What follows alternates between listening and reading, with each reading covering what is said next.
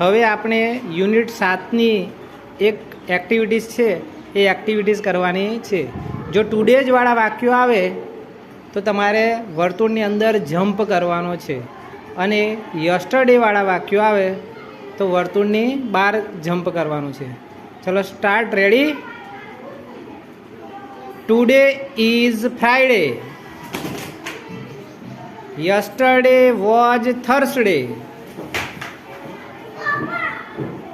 Today is my birthday. I was happy. She is at school. Sanjana was thirsty. Today is Friday. I was happy.